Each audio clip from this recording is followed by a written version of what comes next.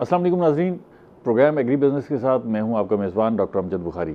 नाज़रीन, आज हम कपास की जो कीमतें हैं उसके मैकेनिज़्म पे बात करेंगे। ये भी देखेंगे कि इस वक्त कपास की सूरत हाल है क्या, फसल कैसी है, और उसमें अगेती का भी जायज़ा लेंगे और रिवायती जो हम काश्त करते हैं उसकी सूरत हाल क्या है। लेकिन हम ख़ास तौर पे कपास की जो प्राइस का मैकेनिज़्म है उस पर बात करेंगे।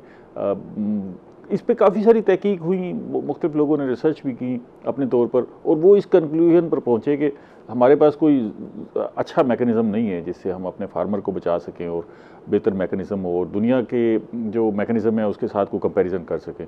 वो है क्या, एक और कंसेप्ट है हेज मार्केटिंग का ना, वो पूरी दुनिया में है। यहाँ हमारे यहाँ उसको देखा जाता है, नहीं देखा जाता।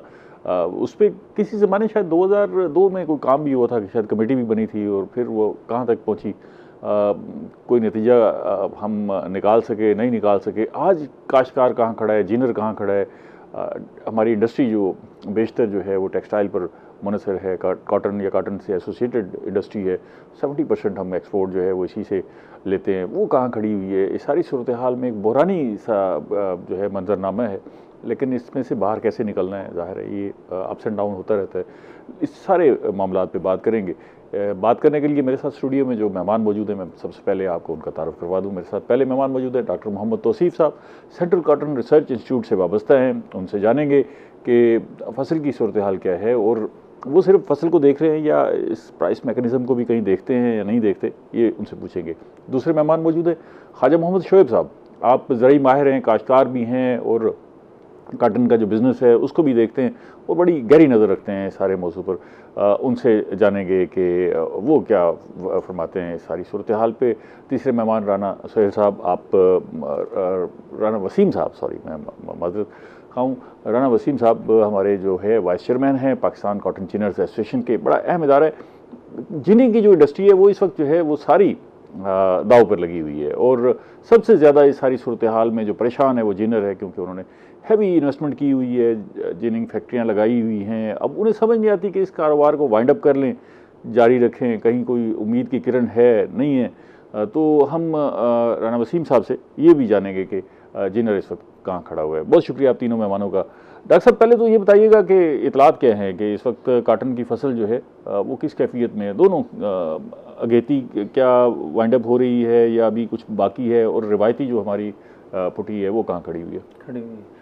हाँ जी, बहुत शुक्रिया सर। बात यह है कि सबसे पहले तो कॉटन जो क्रॉप है ये बड़ी, जैसे आप समझें कि बड़ी टेक्निकल क्रॉप है। इसके लिए इसका जो ज़मींदार होता है वो भी बड़ा समझदार होता है। ये हर बंदे का काम नहीं है इसको चलाना, हर ज़मींदार का भी। तो इसमें इस दफ़ा जो है पहले की तरह की सिचुएशंस रही हैं कि यानी कि जो अर्ली लगाता है उसको फिर कुछ ना कुछ मुनाफा हो जाता है, वो अच्छा अपने कर लेता है। कुछ हमारे पास एनवायरमेंटल चैलेंजेस जो आ रहे हैं उनको हम फेस नहीं कर पा रहे हैं, तो ये पूरी दुनिया में, लेकिन वर्ल्ड ने उनका ऐसे ऐसे इलाज दरियाफ्त कर लिए हैं, ऐसी ऐसी चीज़ें इलाज दरियाफ्त कर रही हैं जिसमें हम लोग अभी काफ़ी पीछे रह गए। लेकिन ये तो फिर सारी चार्जशीट आप अपने इदारों पर ही लगा रहे हैं सर। आप बिल्कुल सही कह रहे हैं, लेकिन मैं इसमें सोल्यूशन भी लेके आ रहा हूँ। हम उसकी तरफ आ रहे हैं, हम सेंटर ऑफ एक्सीलेंस कॉटन का बना रहे हैं। ठीक है। तो हम इन फार्मर्स के लिए ऐसी चीज़ें लेकर आएंगे, जैसे अभी बायर क्रॉप साइंस ने भी शुरू किया हुआ है।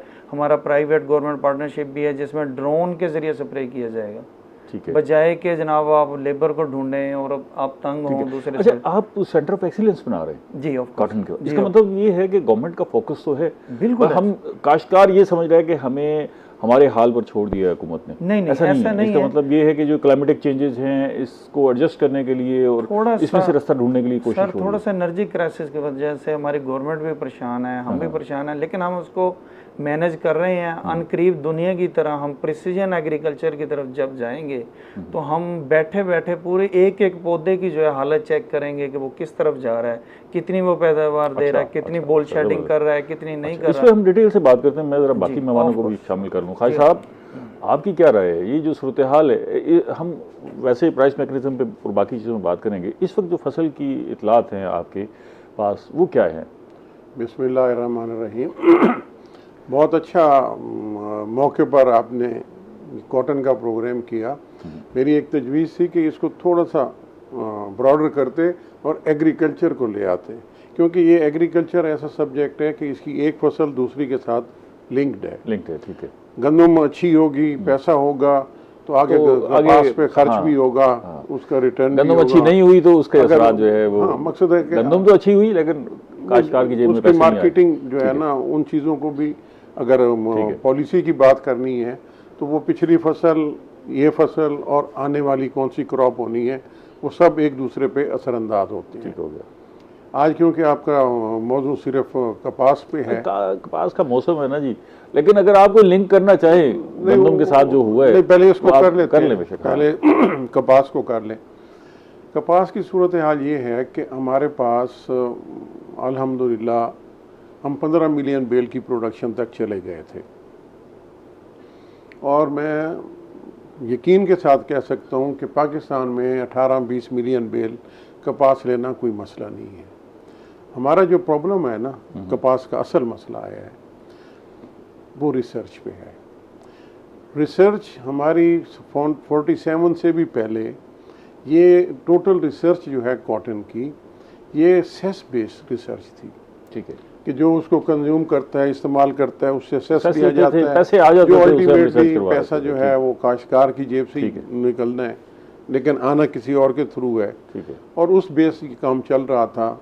14-15 तक आपने देखा सिस्टम चल रहा था। सब टैक्सेस की तो अब भी कोई कमी नहीं है, भरमार है। मैं वो अर्ज कर रहा हूँ, वो मैकेनिज्म जो है ना 12-13 में आकर डिस्टर्ब हुआ सेस का। ये एक चीज़ आप जहन में रखें कि ये पंजाब वाले बहुत अच्छा काम कर रहे हैं, सेंटर वाले भी कर रहे हैं, लेकिन आपको कपास की रिसर्च के लिए एक एपेक्स बॉडी बिठानी होगी। ये सब उस अम्ब्रेला के नीचे जाकर काम करेंगे, सिंध भी करेगा, केपीके भी करे, जितना उनका पोर्शन है, बलोचिस्तान भी करे, लेकिन कंट्रोलिंग अथॉरिटी। ताज़ा सूरत हाल क्या है कपास की फसल की? उसी तरफ आ रहा हूँ कि इसमें आप देखें कि हमारी अगर ये रिसर्च थी, इस साल अल्हम्दुलिल्लाह ऐसी वैरायटी आ गई हैं, अप्रूव्ड वैरायटियाँ भी आ गई हैं, जिससे उम्मीद पैदा हुई है कि हम आगे चल सकते हैं। कितनी उम्मीद पैदा हुई है? अगर आप सिस्टम को चला लें तो हम ज़रूरत, पाकिस्तान की ज़रूरत से ज़्यादा पैदावार दे सकते हैं। इसकी जब अगला आपका सवाल मार्केटिंग का आएगा, ख्वाब नहीं है, इसलिए कि हम तो वो अभी वो 15 मिलियन आपने जिक्र किया, बस उसी को लेके बैठे हुए हैं। और नहीं, 15 मिलियन कोई आनंद फानन नहीं आ गई थी। 15 मिलियन आने के लिए हम 8 से चले थे। ठीक है, 8-9 पे हम 99 में थे, फिर उसके बाद चले 2003 तक रिसर्च स्ट्रीमलाइन हो गई। फिर उससे चलते चलते जब है हम ये इस फिगर तक पहुंचे, और 18 मिलियन कोई दूर नहीं था। कहाँ राणा साहब को भी शामिल कर लूं फिर? नहीं, इनका नहीं है वो। फिर जब वो कॉटन कमेटी का पूरा सेटअप जो रिसर्च बेस था, वो एप्टमा के हवाले कर दिया गया। उन्होंने कहा कि जनाब ये कंज्यूमर हैं, इन्हीं की मर्जी होनी चाहिए, ये चलाएं। वो डेट देख लें, और उस डेट के बाद आज तक देखें आपकी प्रोडक्शन मुसलसल नीचे। दफ़ा तो बड़ा जोर लगाया है कॉटन पर, हमने बहुत जोर लगाया, और हमने उसका रकबा भी इंक्रीज़ किया, और प्रोडक्शन भी हम तकरीबन जो है वो डबल पर ले गए। कुछ ना कुछ तो बेहतरी हुई। इस पर मज़ीद बात करते मैं राणा साहब को भी शामिल कर दूँगा। राणा साहब, जिनर परेशान है, बहुत परेशान है, या कुछ गुजारा हुआ है अच्छी प्रोडक्शन? थैंक यू जी, आपने PCGA को यहाँ मदऊ किया। परेशानी तो इस हद तक है कि ये सीज़न भी जब से स्टार्ट हुआ है, हम लोग लाहौर इस्लामाबाद के चक्कर लगा रहे हैं। अच्छा, लास्ट ईयर कुछ प्रमोशन गवर्नमेंट ने भी की थी PCG। अगर आप थोड़ी देर के लिए यहीं रुके तो मैं एक ब्रेक का चक्कर लगा के वापस आता हूँ, फिर आपसे बात शुरू करते हैं। नाज़रीन हमारे साथ रहिएगा, एक छोटी सी ब्रेक के बाद मिलते हैं।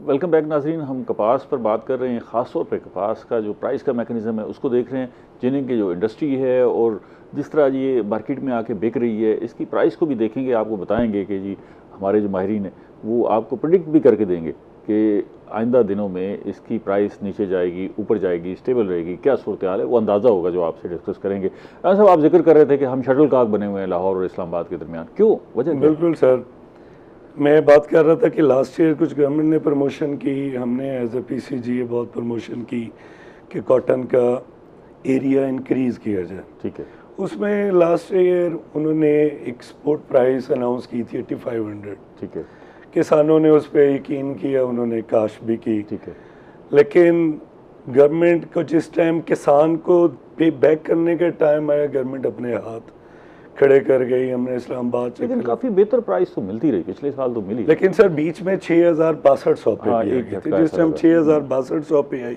ठीक है। हमने गवर्नमेंट को अप्रोच किया कि अब आपके वादे की बारी है, आप 8500 के अकॉर्डिंग 21,000 पे रुई टीसीपी को पाबंद करें कि वो खरीदे।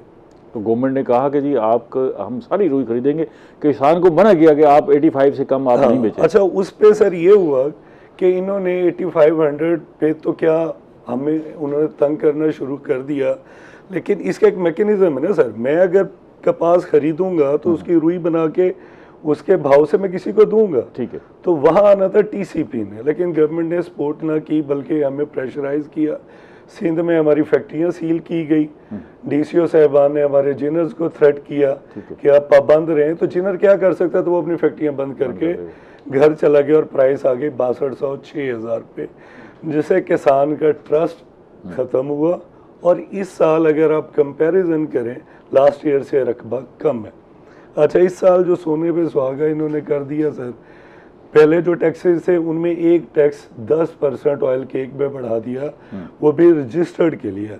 अब इसका खरीदार है सर, समझने की बात है, इसका खरीदार है 2 भैंसों वाला, 4 भैंसों वाला जट, जिसको हम देसी लैंग्वेज में कहते हैं। वो तो इनकम टैक्स में रजिस्टर्ड नहीं है, तो वो सेल टैक्स में क्या रजिस्टर्ड होगा। अब इन्होंने 4%, ये वसूली किस एंड से होगी, आपसे वसूल करेंगे? हमसे करेंगे ना सर। अच्छा, अब उस पर एडिशनल इन्होंने 4% कर दिया फॉर नॉन रजिस्टर्ड, यानी मुझे 14% अपनी जेब से करना है। अब उसका सर क्या है कि हमारी जो जिनिंग सेक्टर है वो मजीद बैठ गई है, हमें सक्कत नहीं है। वैसे मैं आम आदमी के समझने के लिए कि आपको क्या फ़र्क पड़ता है भाई, मुतासिर तो किसान होगा या एंड यूज़र होगा, मतलब आप तो जितनी चाहे वो रेट जो भी हो आपने उसी हिसाब से खरीदना है और अपना प्रॉफिट रख के आगे बेचना है। अच्छा क्वेश्चन है, यही हमारा मुद्दा है सरकार के सामने कि मैंने तो भाई 2000 रुपए टैक्स काट के 8000 में से मैंने तो 6000 दे देना किसान को, ख्वाजा साहब को।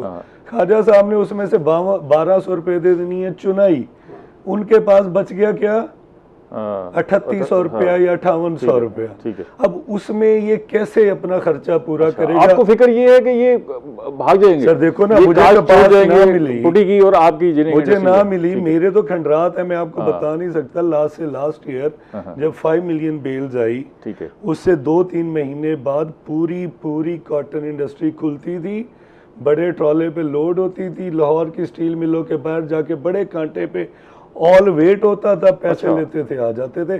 सर हम पाकिस्तान की सबसे बड़ी एसोसिएशन थे, 1600 मेंबर था, आज हम 800 पे आ गए हैं।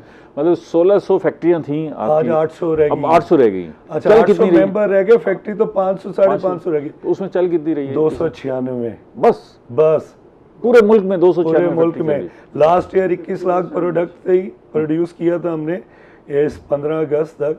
अब हमारी 10 लाख है, 50% पिछले साल से हम लोग नीचे जा रहे हैं। ओहो, और सर ये फिर ये तो बड़ी फिक्रमंदी होगी जब आपके इजलास होते हैं पीसीजी के, क्या उसमें और 10% लगा। हम लोग गए, हम लिम्स गए, हम सिफ्क गए, हम FBR चेयरमैन टवाना साहब को मिले, हम CM साहिबा को लेटर लिखा, फूड सिक्योरिटी मिनिस्टर को, एंड में हम फाइनेंस मिनिस्टर को मिले। हमने उन्हें कहा यार सिंपल मैकेनिज्म है, लास्ट ईयर आपने हम पे बिनौले का टैक्स लगाया, उसके एक HS कोड होता है, HS कोड डालें, देखिए आपके पास कलेक्शन क्या हुई है, 0। हमने कहा ऑयल केक की भी 0 होगी। उन्हें कहा जी ये हमारा प्रॉब्लम नहीं है, हम IMF के हाथों मजबूर है। जब कलेक्शन नहीं होनी तो टैक्स लगा के इंडस्ट्रियलिस्ट को डरा के उसकी फैक्ट्रियां बंद करा के नुकसान किसका हो रहा है? किसान का, जिसको रीढ़ की हड्डी कहा जाता है। अवाम का नुकसान हो रहा है, हुकूमत का नुकसान हो रहा है, मईशत बैठ रही है, जाहिर है ये एक वक्त था। $30 बिलियन में से $20 बिलियन कॉटन के एक्सपोर्ट हुई थी, which is 60% of total export. अच्छा, ये जो पिछला साल बेहतर गया कुछ, उससे कुछ हौसला मिला था जिनर को कि भाई हम दोबारा पटरी पर चढ़ने जा रहे हैं? सर जब स्टार्ट हुआ ना, किसान को हौसला मिला, ठीक है जी। जिस तरह जब किसान को पे बैक की बारी थी ना, बिजनेस है ना, ऊपर नीचे आ जाता है, हम न्यूयॉर्क के साथ अटैच हैं, इंटरनेशनल मार्केट के साथ अटैच हैं। जिस टाइम बारी आई थी किसान को हौसला देने की, सपोर्ट देने की, उस टाइम गवर्नमेंट भाग गई, जिससे एरिया कम हुआ। पेस तो हमें मिल गया था, उस पेस पेस को मिल गया बरकरार था रखते सर, तो हम हमें आगे बढ़ते 8.3 हैं। मिलियन पे गए हैं 5 मिलियन से, यानी नेक्स्ट ईयर ही हमने 3.3 मिलियन बेल्स ज़्यादा प्रोड्यूस की। हाँ। लेकिन अब टैक्सेस की वजह से जो इंडस्ट्रियल बीच में देखे ना, एक्सपोर्ट और किसान के बीच में हम हैं, ये लोग अपनी कपास एक्सपोर्ट नहीं कर सकते। ठीक है। और जो ये है स्पिनर है, वो अपनी प्रोडक्ट जितनी आसानी से हम दे सकते हैं बाहर से नहीं ले सकता। एलसीज के इश्यूज हैं, डॉलर्स के इश्यूज हैं, लेकिन कीमत का भी इशू होगा। हाँ जी। आपके पास से मुनासिब कीमत मिलती होगी? हमें मुनासिब कीमत है सर, हमारा माल उनके घर जाता है, वो उसमें से कटौतियां भी करके करते हैं, पेमेंट पैसे भी रोक करते हैं, लेते हैं, पैसे रोक मर्जी से लेते हैं। देते हैं। 5% बैलेंस है, अभी तक हमारी इंडस्ट्री को पिछले साल का बैलेंस नहीं मिला। हाँ। अच्छा, लेकिन हम उसको बर्दाश्त कर रहे हैं। इसमें मजीद डॉक्टर साहब बात करते हैं, मैं जरा डॉक्टर साहब को शामिल करूँ। डॉक्टर साहब, एक पहलू जो ख्वाजा साहब ने अभी उठाया वो ये था कि रिसर्च में हम कमज़ोर हो गए, और जिसकी वजह से जहाँ बाकी नुकसानात हुए वहाँ एक सबब ये बना है इस नुकसान का कि काश्तकार पीछे हट गया, कि हमें कोई अच्छा बीज नहीं मिल सका, और ये जो क्लाइमेटिक चेंजेस थी इसने बड़े असरात डाले। तो इसके हवाले से कोई रिसर्च के इदारों के पास कोई खुशखबरी भी है कि भाई अच्छा चले यार, हौसला रखें काश्तकार, ना हम कुछ ना कुछ जिद्दत लाने वाले हैं, कोई बेहतरी लाने वाले हैं? जी, ख्वाजा शेर साहब ने बड़ा अच्छा डिस्कस किया कि देखें, सबसे पहले प्राइमरी कौमें चलती ही रिसर्च से हैं कि दुनिया में जिसने भी तरक्की किया, अमेरिका, ऑस्ट्रेलिया इस वक्त कॉटन में टॉप पर जा रहे हैं, तो उनकी रिसर्च सबसे पहले। रिसर्च में मेरा यहाँ पे ये तजिया है कि हम सिर्फ, बल्कि ख्वाजा साहब से भी मेरी बल्कि उनकी सारी बात में ये रिक्वेस्ट हो कि हम देखते हैं कि वैरायटी नहीं आ जाए तो रिसर्च हो गई। यहाँ पर रिसर्च ख़त्म नहीं होती, यहाँ से शुरू होती। एग्जैक्टली, यहाँ से हम तो सारे वैरायटी के पीछे भाग रहे हैं। वैरायटी के पीछे नहीं भाग सकते। आप वैरायटियाँ कितनी बना लेंगे? आप 5 लाख वैरायटियाँ बना रहे हैं, 10 लाख बना लें। आपसे बारिश आती है, आपके पास हमें ज़रूरत है क्या? ज़रूरत ये है कि बारिश आ गई है तो क्या करना है, ठीक है, बारिश नहीं आई तो क्या करना है। दुनिया में इसकी चीज़ें, डिवाइसेस, अभी तो हमें ये भी पता नहीं लग रहा कि बारिश आएगी या नहीं आएगी। हमारे पास बारिशें ज़्यादा होंगी, कम होंगी, टेम्परेचर क्या रहेगा, हम इस पे भी कोई सर प्रोडक्शन टेक्नोलॉजी है। ख्वाजा साहब माशाल्लाह बड़े अच्छे फार्मर बैठे हैं, अब तक यही चल रही है, नुस्खों में चल रही है कि जी आप 2 बोरियां डीएपी की दे दें, 4 बोरियां यूरिया की दे दें, आप ये कर लें, आप वो कर लें, ये कर लें। दुनिया में पता क्या प्रोडक्शन टेक्नोलॉजी, उनके पास सॉफ्टवेयर बने हुए हैं, उसमें program A production technology, program B, program C, program D. ए अगर बारिशें इतने मिलीमीटर आ गई तो हम प्रोग्राम बी पे चले जाएंगे, ए पे चले, अगर कोई मसला आ गया बी पे चले जाएंगे, कोई मसला आ गया सी पे चले जाएंगे। हमें रिसर्च को इस कदर स्ट्रॉन्ग करना है। उसके लिए गवर्नमेंट ने बड़ा अच्छा इनिशिएटिव लिया है सेंटर ऑफ एक्सीलेंस का, और वो पैसा लगाने का सोच रहे हैं रिसर्च पर। मुझे बताइएगा सेंटर ऑफ एक्सीलेंस है क्या? मैं ज़रा ख्वाजा साहब से जो है ना मजीद इस पर आएंगे। ख्वाजा साहब, ये बात तो सही है कि हमारा काश्तकार तो वैरायटी के पीछे भाग रहे हैं, और 2 चीज़ें हैं बस, वो एक सेट पैटर्न है कि जी हमने इतनी डीएपी डालनी है, इतनी यूरिया डालनी है, इतना पानी देना है, उससे बाहर निकल नहीं रही वैरायटी। लेकिन मैं जवाब आपसे ब्रेक के बाद लूँगा। बस ठीक, थोड़ा सा इंतजार कीजिए, हमारे साथ रहिएगा, एक ब्रेक के बाद मिलते हैं।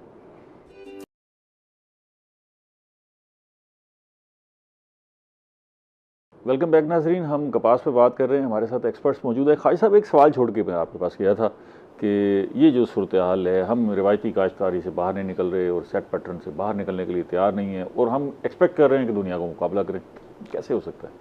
बुखारी साहब, ये रिवायती काश्तकारी से आपकी क्या मुराद है? मैं एक चीज़ वजाहत कर दूँ। हमारा जो काश्तकार है ना, हमारे पास 92% वो काश्तकार है जिसके पास 12 या 12.5 एकड़ से कम ज़मीन है। ठीक है, ठीक है। और उसकी टोटल सर्वाइवल और अपने घर का गुजारा उसी ज़मीन से उसने करना है। वो इकोनॉमिस्ट भी है, वो रिसर्चर भी है, वो एक्सपर्ट भी है, क्योंकि उसकी सर्वाइवल उस पे मुनहसर है। ठीक है, उससे ज़्यादा बेहतर कौन सोच सकता है? कौन सोच सकता है? ये हम कंप्यूटर आएंगे, ड्रोन आएंगे, ये चीज़ें बाद में। हमारे लिए तो बेचारा जो काश्तकार 12 एकड़ का काश्तकार है और उसने 5 एकड़ पे कपास लगाई हुई है, वो तो हाथ की मशीन उठाकर भी स्प्रे कर लेता है, ड्रोन से बेहतर कर लेता है। बात है कि आपका जो सीड है, मैं उस सीड पे आ रहा हूँ। तासुर बड़ा मुख्तलिफ कौम को, आवाम को बताया जाता है। देखें, हमें किसने नई वैरायटियों के पीछे लगाया? आपका दुनिया में ये असूल है, अगर कोई एक ब्रीडर जिंदगी में अपनी पूरी लाइफ में एक सीड भी बना जाए और रजिस्टर्ड करा जाए, अप्रूव करा जाए, वो कहते हैं जी ये अमर हो गया। यहाँ तो हर साल 2-2 बीज आते हैं और गवर्नमेंट उसको अप्रूव कर देती है। वो तो इतना बड़ा सवालिया निशान है कि इतना बड़ा फ्लड जो है ये कैसे अप्रूव हो रहा है। इसका मैकेनिज्म एक नहीं, आपके पास भी प्रोग्राम में मैं बयान कर चुका हूँ। हमें अपना रिसर्च इसकी सीड की रजिस्ट्रेशन का सिस्टम जो है ये सेंट्रलाइज होगा, फेडरल गवर्नमेंट का होगा, उसको ठीक करें। ये तो 4 साल बाद 3 साल बाद एक वैरायटी आ जाए उस पर चलें। अभी भी अल्लाह का शुक्र है ये कॉटन में बीमारी है। मैं काश्तकार होते हुए कह रहा हूँ कि नई वैरायटी के पीछे लोग भागते हैं। राइस इससे उलट है, राइस पे कोई नहीं करता, इसलिए कि वो उसकी जो प्रोड्यूस होती है वो लेता कोई नहीं है। अच्छा, इस पे मैं इनसे पूछूंगा सेंटर ऑफ एक्सीलेंस, फिर आपकी राय नहीं, मैं एक चीज़ अर्ज कर लूँ, ज़रूरी है। जहाँ तक रिसर्च हमें इमीडिएट ज़रूरत थी ना, वो पहले BT आई, फिर सिंगल जीन आई, फिर डबल जीन आ गई, अब ट्रिपल जीन। ठीक है, जो ट्रिपल जीन आई है मैंने इस साल काश्त की हुई है। आप अगला प्रोग्राम वहीं फील्ड में रखें तो बिस्मिल्लाह, मुझे कोई वो नहीं है, खुशी होगी। ठीक है, ट्रिपल जीन अच्छी है, लेकिन ये मेरी 1 मार्च की काश्त थी।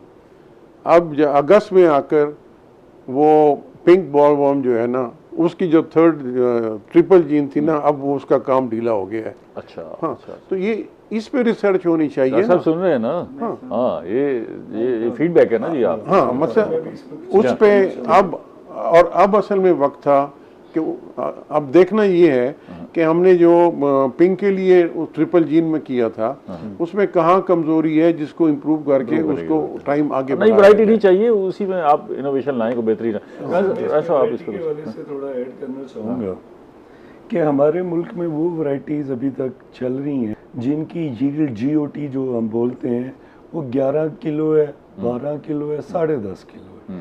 उसमें बिनौला है 26 किलो, 26.5 किलो।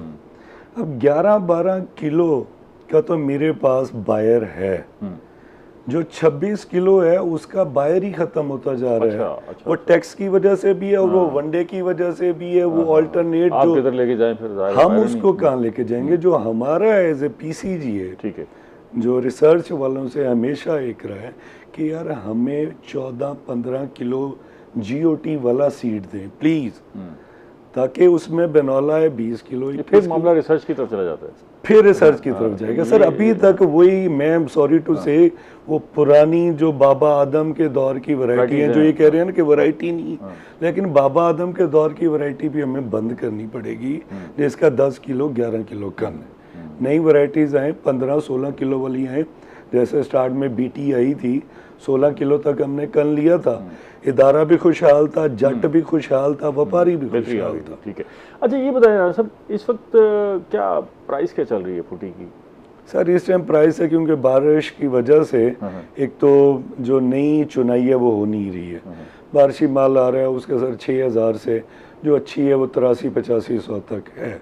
लेकिन इतनी फ्लक्चुएशन तो नहीं होनी चाहिए। 6000 क्वालिटी की, इसी चक्कर में तो किसान पे सर वही मैं कह रहा हूँ ना कि इसी टाइम में तो फिर गवर्नमेंट को भी आना चाहिए ना, कोई सपोर्ट प्राइस जो अनाउंस कर देते हैं। सपोर्ट प्राइस और हुकूमती परचेज वाला चैप्टर क्लोज सर इसमें फिर थोड़ा सा क्वालिटी का। सर इसमें मैं आपको देखें, आप तीनों साहबान बैठे हुए, हमें ना हालात के मुताबिक चलना है ना। हमें नजर आ रहा है कि जी क्या होने जा रहा है। अब वो जो तवक्कुआत है ना जी, वो आप छोड़ दें। हुकूमत के पास पैसे ही नहीं है कहीं खर्च करने के लिए, ठीक है ना। अब आप रास्ता वो सोचें कि बगैर हुकूमत की सपोर्ट के प्राइवेट सेक्टर अपनी कोशिशों से क्या कर सकता है। इसलिए ये जहनी तौर पे तैयार हो जाए। प्राइवेट सेक्टर की मैं जवाब दूंगा, एक एडिशन करना चाहूँगा। हमारी जिनिंग फैक्ट्रियाँ सर ना सारी दही एरिया में, हमारी इंडस्ट्री अर्बनाइजेशन को भी रोकती है, जो कि पूरी दुनिया इस पे वर्क करती है। हम देहात में फैक्ट्री लगाते हैं, वहीं के लेबर वहीं कपा देते हैं, उनको शहरों में नहीं जाने देते। दूसरा, हमारी इंडस्ट्री एक स्मॉल गल्ला मंडी के तौर पे भी हर फैक्ट्री काम करती थी। मेरे 20 व्यापारी हैं, मैं उनको थोड़ा खाद में सपोर्ट, थोड़ा डीजल में सपोर्ट, पेस्टिसाइड में, वो अपने किसानों को, जैसे ख्वाजा जाबिर से बड़े किसान हैं, इनको हम मानकोट के होते थे, उनको हम सपोर्ट करते थे कि चलें आजकल मेरा पैसा मैं बैंक में क्यों रखूं, ठीक है। मैं अपने किसान को, अपने व्यापारी को दूं, उसका बेनिफिट होगा। बिल्कुल ये एक मैकेनिज्म था, हम सपोर्ट करते थे। लेकिन जिस तरह गवर्नमेंट आप खुद पिसते जा रहे हैं, हम पिसते जा रहे हैं, तो हम आगे क्या सपोर्ट करेंगे? मैं छोटी सी एग्जांपल दूंगा।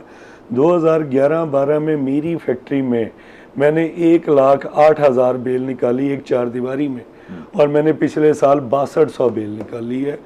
इतना हम डिक्लाइन कर रहे हैं। ये भी बड़ी अलार्मिंग है ना जी। अगर किसी मुल्क में 1500-1600 फैक्ट्री चल रही हो, वो 1500 से वो अगर 300 पे आ जाए तो सारों को सर जोड़ के बैठ जाना चाहिए। अच्छा खाई साहब, ये बताएं, अगर 84-8500 रुपये रेट मिल रहा है तो काश्तकार को और क्या चाहिए? नहीं, देखें 84-8500 जो है उसकी लागत को तो पूरा नहीं कर रहा, इससे बेहतर हो सकता है। देखें असल मसला कहाँ है। पहले हमारा जो स्प्रे था ना, वो एक बात ध्यान में रखिएगा, इंटरनेशनल मार्केट को भी सामने मैं रखिए। उसी भी बात कर रहा हूँ। 1000 रुपये में आपका एक स्प्रे महंगे से महंगा हो जाता था, आज 4000 से 5000 रुपये में एक स्प्रे हो रहा है। आप उसकी बिजली का देखें, जो 8 रुपये का यूनिट था 2 साल पहले, आज वो 70 रुपये का बिजली का यूनिट है। आप खाद को देखें, दुनिया के हमने मुकाबला करना है इंटरनेशनल मार्केट में। ये बेचारे सच्चे हैं इंजीनियर्स भी, ठीक है, मिल वाले, टेक्सटाइल वाले भी अपनी जगह अपना रोना रोते हैं। रास्ता निकाले ना जी, वो कोई मैं उस पे अमल हो। आप ये देखें कि हम मेरे मुल्क में, अब बड़ा थोड़ा सा मैं तल्ख बात करने लगा हूँ, हौसले से सुन लें।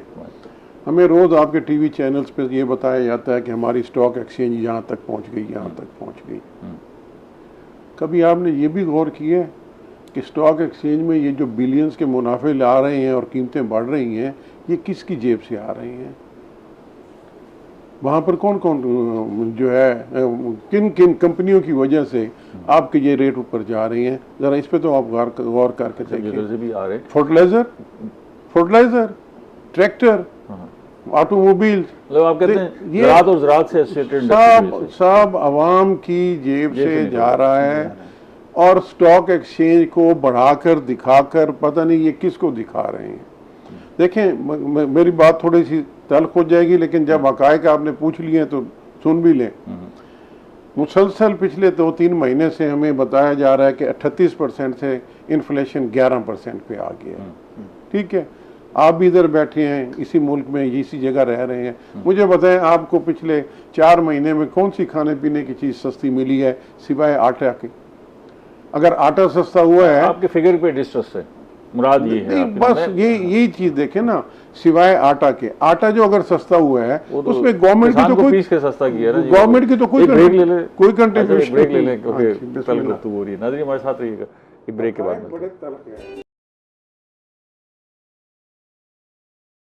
वेलकम बैक नाज़रीन, हम कपास पे बात कर रहे हैं। कपास की मार्केटिंग खास तौर पे मौजूद है। माहिरीन हमारे साथ मौजूद है। डॉक्टर साहब, अभी ये जो जिक्र हो रहा था कि 8500 रेट है, चलें 7000 6000 वो क्वालिटी पर है। वैसे आप रिसर्च के आदमी हैं, आप इसको क्लोजली देखते होंगे कि ये हमारी इनपुट्स की कास्ट भी सामने रख लें तो कितना रेट होना चाहिए जिसमें मुनासिब मुनाफा काश्तकार को भी मिल रहा होगा और वो वाइबल भी होगा कि आइंदा भी फसल काश्त करे? सर, रेट आप जितना भी ज़्यादा कर लें, फार्मर की मेहनत और इनपुट्स उसके इतने हाई हैं, मैं आपको नहीं कह सकता। अभी जैसे ख्वाजा शेख साहब ने 10,000 का कहा है, तो 10,000 सफिशिएंट है। मैं इसको भी कम समझता हूँ। जो उसके हालात हैं, जो उसके साथ हो रहा है। असल में हमारे पास 2 क्राइसिस हैं। एक तो मैं राना वसीम हनीफ साहब, इनका जो है ना एक है कि प्राइस फिक्सेशन के ऊपर, ये मैं इनकी मीटिंग्स में, पीसीजे की मीटिंग्स में भी जाता रहा हूँ पिछले साल, गवर्नमेंट की मीटिंग्स में भी बैठा हूँ, ठीक है, और ये रेट का सारा प्रोसेस मेरे सामने से गुजरता रहा है।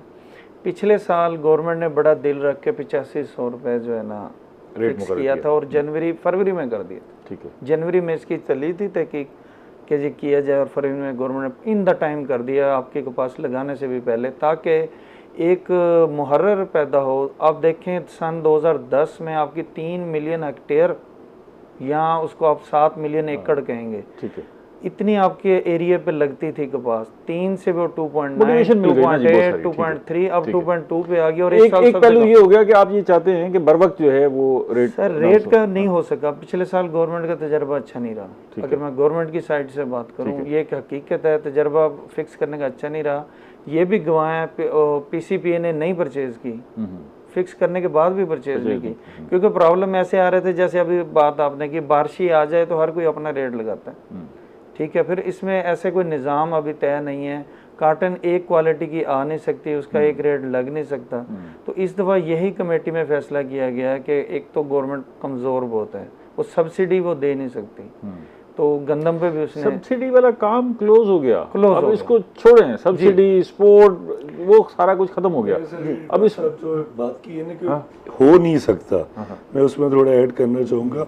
हो सकता है, टीसीपी ने पहले भी खरीदा है, पैरामीटर डिसाइड करने हैं ना कि मुझे 1.07 स्टेपल चाहिए, 30 जीपीटी चाहिए, 4+ माइक चाहिए, इसके साथ तो साथ बनेंगे पैसा भी तो चाहिए ना, बनेंगे तो खरीदारी के लिए पैसा पैसा चाहिए, वो कहाँ से आएगा? लेकिन पैसा अपने गंदम भी इसी लिए नहीं खरीदी गई, पैसे नहीं पैसा अपने प्रोटोकॉल के लिए है, पैसा अपने अखराजात के लिए है, एक किसान के लिए नहीं निकल सकता। 1 लाख बेल का कितना बनना था सर, कितना बनना था?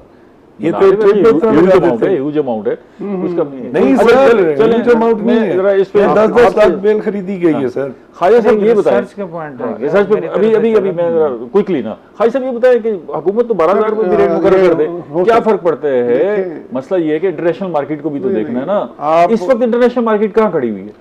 अगर पाकिस्तानी उसको कन्वर्ट करके देखा जाए, अगर आप 67 कन्वर्ट करें तो क्या बनता है, क्या होना चाहिए? 16,200-300। आप 71 सेंट को ना देखें। एक चीज़ ये बहुत बड़ा काश्तकारों के साथ ज्यादती होती है, मैं आपके थ्रू बता दूं। इसके 2 रेट होते हैं, एक होता है हैज की आपने बात की थी, मैं उसका मेंबर, मेरे उसी पे साइन भी हुए हैं जो बाईलॉज बने हैं, 2002 में बने थे। हाँ जी, हैज इज समथिंग एल्स। अच्छा, एक होती है हैज होता है फर्जी मार्केट, ठीक है, एक है एक्चुअल मार्केट जिसको इंडेक्स ए कहा जाता है।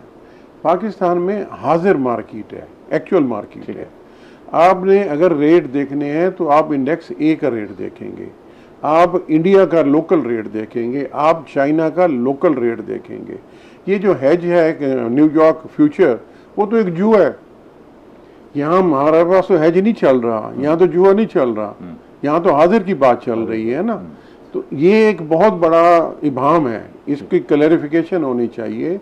Has is something else. चले अब खालिद साहब प्रोग्राम के वक्त भी मौजूद है, हम इसको जरा इस तरह कन्वर्ट कर लेते हैं। इसमें कोई शक नहीं है। मैं तीनों मेहमानों की सजेशन ले लेते हैं। वही सजेशन ये क्या है, बेहतरी हो हम सकती है? इसका रेट फिक्स भी गवर्नमेंट कर सकती है और उस पर अमल दरामद भी हो सकता है बगैर हुकूमत के नुकसान की। इट इज पॉसिबल, लेकिन इसके लिए आप कहेंगे टीसीपी खरीदारी करे? नहीं, वो टीसीपी करे या कोई, देखिए हमें सिर्फ एक हमारे पास रास्ता है, टीसीपी की मैं बात कर, टीसीपी की बजाय हमें उसका कोई मैकेनिज्म देना होगा और उसकी बुनियाद ये होगी कि हमने 1 मिलियन बेल एक्सपोर्ट करनी है।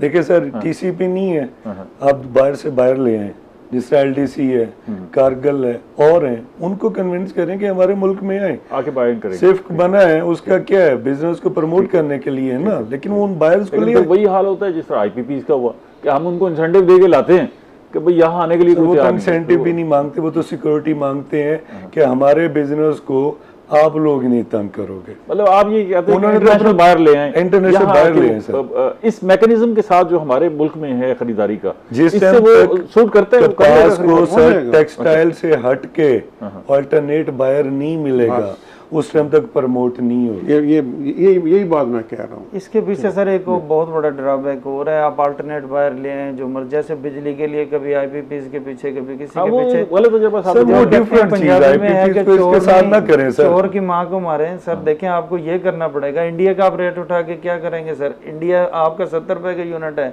इंडिया में तो सब्सिडी डाल के वो एक, लेकिन फिर भी इंडिया में एलडीसी है, फिर भी इंडिया में कारगिल है, उनका कुछ नहीं है, फिर भी वो इंटरनेशनल बायर है सर, रेट भी अच्छे हैं उनके सर।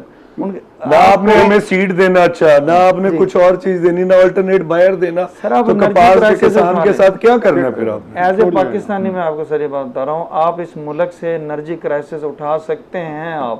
आपने हिम्मत नहीं किया आज तक, एनर्जी क्राइसिस उठाए, कैसे उठेगा? सर मुझे समझ नहीं आ रही, रिसर्च वाले भाई अपने रिसर्च से हट के आईपीपीज के पीछे क्यों पड़ रहे हैं? नो सर, मैं आप तअम्मुल से सुनेंगे, अगर टाइम बड़ा महदूद है, आप जरा सेंटर ऑफ एक्सीलेंस के बारे में बता दें क्विकली कि वो है क्या? जी, सेंटर ऑफ एक्सीलेंस ये है कि रिसर्च को आप ना अपनी वाइड करें, लेकिन जब वो आप किसी कहत आता है, वो किसी दौर में कहत आया था, उन्हें कहा गया था दाने सेव कर लें, तो सेंटर ऑफ एक्सीलेंस में हम इस चीज पर रिसर्च करेंगे कैसे अच्छी से अच्छी टेक्नोलॉजी बना के प्रोडक्शन टेक्नोलॉजी। पैसे हैं उसके लिए, रिसर्च के लिए?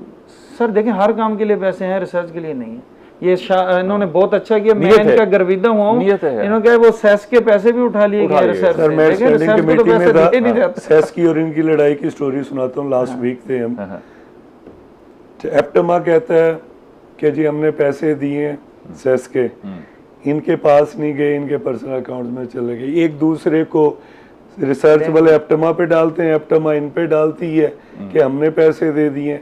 सर इसका चले, हम तीनों स्टेक होल्डर यहाँ बैठे हैं, क्या हल निकलना है? बीच में गवर्नमेंट बैठ के हम तीनों में तो यकजहती पैदा करवा दे। तो आपको बिठाते नहीं है किसी प्लेटफॉर्म पे, इकट्ठा नहीं करते? सर अब स्टैंडिंग कमेटी में गए, लीस्ट कंसर्न है कॉटन। मैं खाजा साहब को बताना चाहता हूँ, सारे MNAs 11 मेंबर उठ के चले गए, ठीक है जी। वफाकी वजीर साहब उठ के चले गए, फिर कपास की बारी आई, फिर कॉटन की बारी आई, उससे पहले खाद है, कई इश्यूज हैं। कॉटन जो सबसे ज्यादा सर प्रमोट कर रहे हैं पैडी को, $4 बिलियन पहुंच के जिनारे लग रहे हैं सर। उसके बारे में कहा जाता है it is only water exporting.